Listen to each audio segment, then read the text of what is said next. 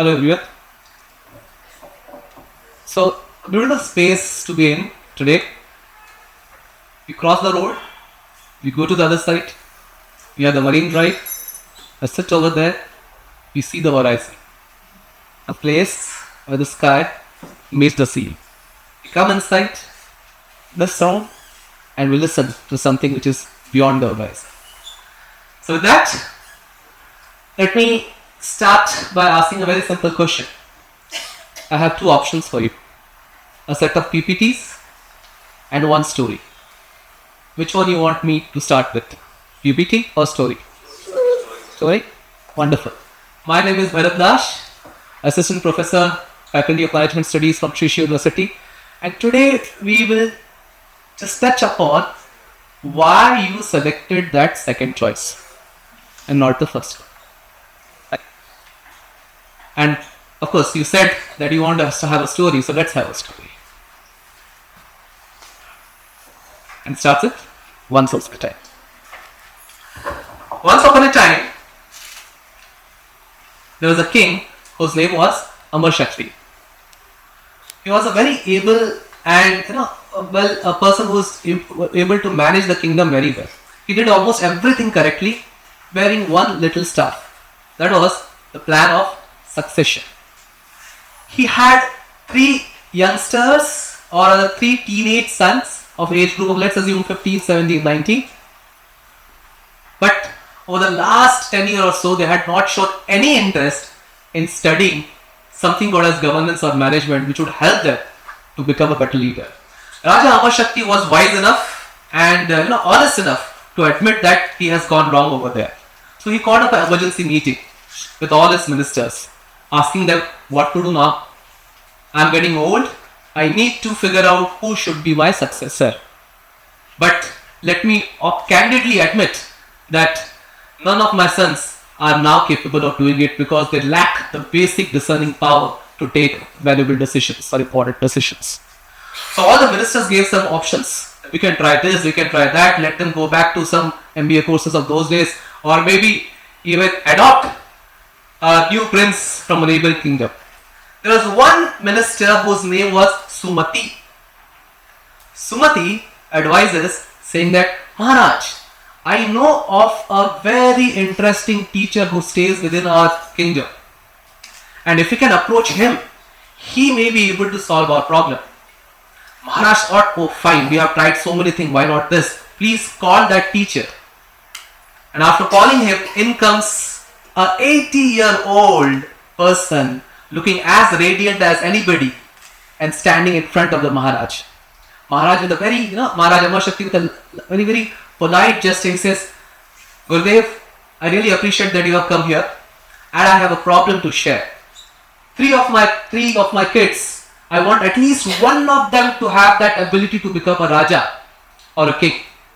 Can you do something? And let me tell you, they are very bad at learning. The teacher was Acharya Vishnu Sharma ji. Acharya Vishnu Sharma ji says, of course, I need some time for this. And the time was 6 months. The Raja was shocked. He said, sir, 6 months? You should think again. I know you are confident on your abilities, but I am equally confident about my kids. 6 months come. 6 months come, ho jayega, but very little. So, is it possible in 6 months? He said that yes, I'll try my best. He takes all the 3 kids or 3 teenage sons, goes to his Gurukul and comes back exactly after 6 months and asks the entire panel, the minister and the Raja, try it out. And they ask questions about different aspects of management, political science, governance, sustainability, everything. And to everybody's surprise, they were giving the right answers. Raja Amar Shakti offered 100 villages, so many gold coins and cows to Acharya Vishnu Sharma ji. He politely declined, saying that I'm happy that I was able to do my job. And he realized one thing, that this problem of training the next generation and helping them develop wisdom is something that is not a problem of Raja Amar Shakti alone, but a generational problem which will happen again and again. So what he does is, he documents his work, compiling his work and coming up with a beautiful book which is called the Panchatantra. Now, that Panchatantra had something very different. Acharya Vishnu Sharma ji was able to do something very different with none of the teachers before him were able to do.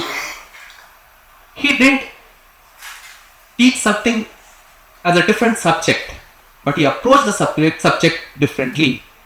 He never said, let's start our lecture today with the 5 main points or principles of management. No, he would rather say, do you want to hear a story? And as you have just experienced 5 minutes back, nobody can ever say no to a story. So they also said, yes, why not? And one by one, he started curating, developing, narrating different stories to those 3 teenage sons, and they started learning the art, the science, the technique of management and strategy and governance through these simplified stories.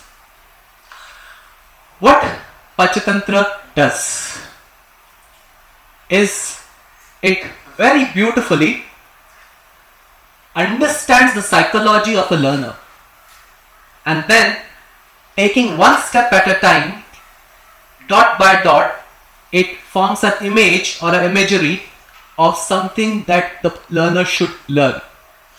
It uses the powerful medium of story, which by far, in my own humble opinion, has to be the most powerful tool ever invented by man. It's no weapon, no fire, nothing. It is story. What is a story? A sequence of events. A sequence of events which forms an image in the mind of the listener. And that image stays. But yes, these stories, when narrated, they follow a different path as compared to the path followed by a visual which you see on a PPT. Mind you, the screen in front of us is not an input device. It's not an output device. It's an input device. It can be an output device for the computer, but for our own brain, our own mind, it's an input device. Lights from here go and fall on our eyes. They take a neural pathway and reach the mind where the final screen is located. And here the final image gets imprinted. We make sense out of it. But stories, and especially stories of Panchatantra, realize that if you have to reach here, why only follow this path? Why don't follow this path?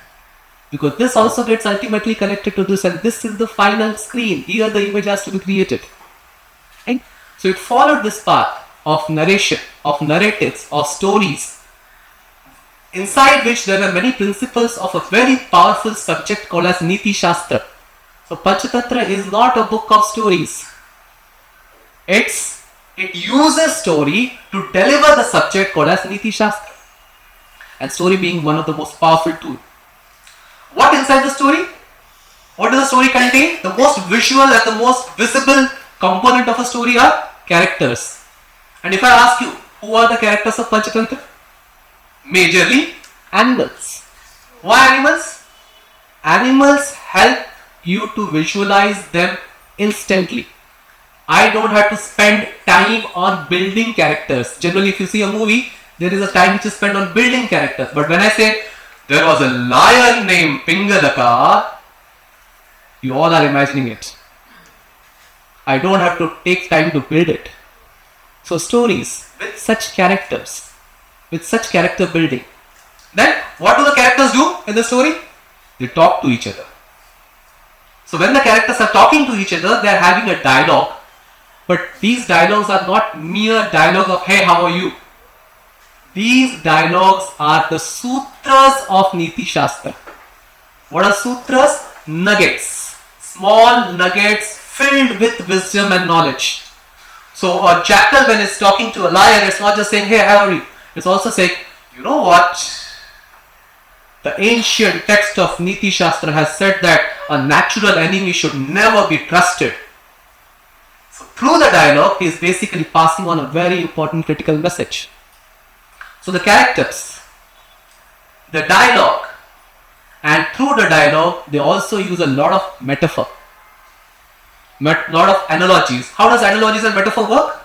They give you another set of visualization which gets imprinted over here, so that now you have multiple visuals without the help of a PPT in your head. For example, If I tell you, Panchatantra has this sutra which contains a metaphor like this: wealth should be earned in a manner similar to how tributaries join a major river,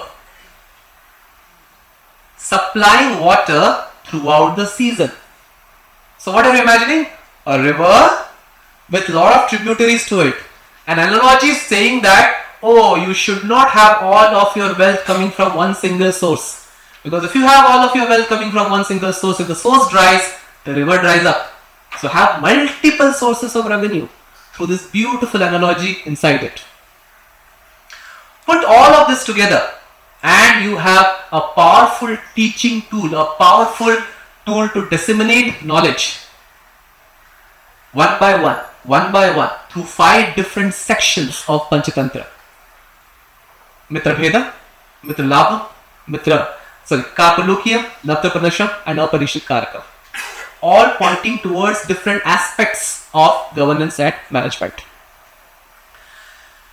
Panchatantra. When was it created?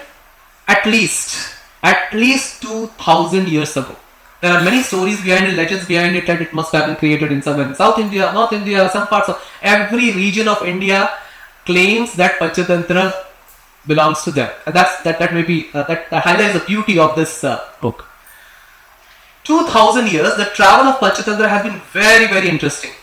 They say that it originated somewhere in India. I'll not get into exact region. Somewhere in India, and in 180, and then some foreigner from a region called Pahlavi. There was a kingdom called Pahlavi in northwestern part of Pakistan today, or Afghanistan. He came and in search of something called as Sanjeevani Boti. You know Sanjeevani Boti? So he was searching for something which will be useful for his king to cure his medical ailments. But somebody in India told him, oh, I don't know about Sanjeevani Booty as such. But are you talking about Sanjeevika? Because there is a book which talks about Sanjeevika. Here is that book. Sanjeevika basically is one of the characters of the first story of Panchatantra. He takes it. He goes back to Pahlavi kingdom. He gives it to his king. The king says, I am not able to read it. He brings a translator. When the translator is reading it, the king is blown away. He says that what a book. Forget about my health. Teach my kingdom. Teach my subjects. Teach my princess from this book. That is Panchatantra. It travels to Arabic region, Persia, where it becomes a famous work of Kalila and Dimma. If you look at Arabic literature, Persian literature, there is a very, very popular book called Kalila and Dimma. What is Kalila and Dimma?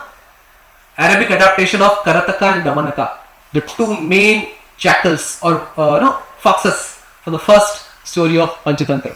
Even today when we say Lomdi or fox or jackal, how do we imagine them?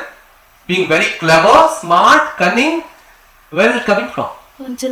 Panchatantra. Panchatantra has been able to make it a part of our culture, make it a part of our vocabulary, make it a part of our daily uses, so that we know that if you want to refer somebody who is smart and maybe even sometimes wicked, let's have a fox in place. Or if you want to show somebody who is dumb and idiot, let's have a donkey in place. Right?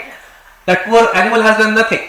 But Panchatantra has been able to characterize it in such a manner that we still carry it in our head.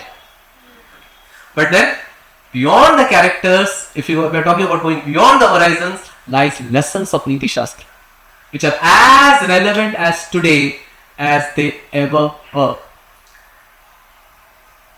And it continues to live.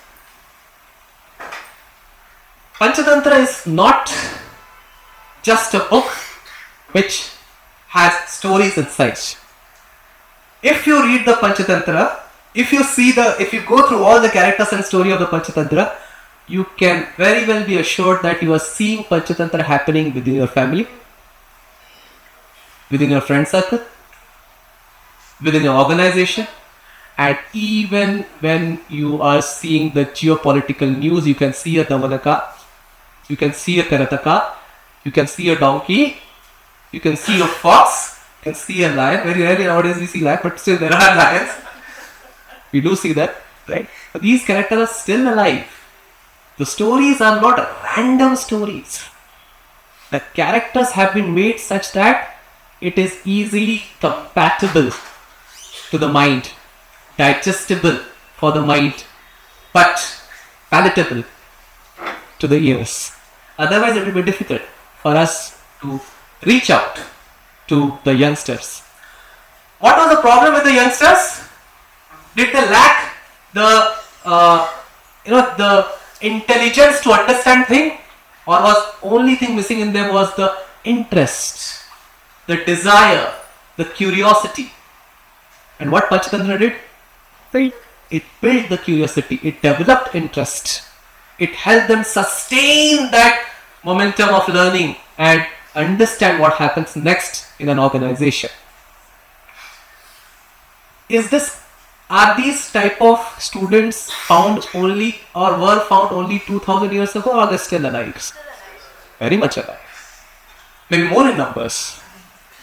Because those students at least had no other alternatives of listening or looking at stories. Today we have so many stories. So as a teacher, as an educator, as a presenter, I am not fighting just for the attention of students' mind with other fellow teachers. I am also fighting for their attention, their interest, their desire, their curiosity with companies like Instagram.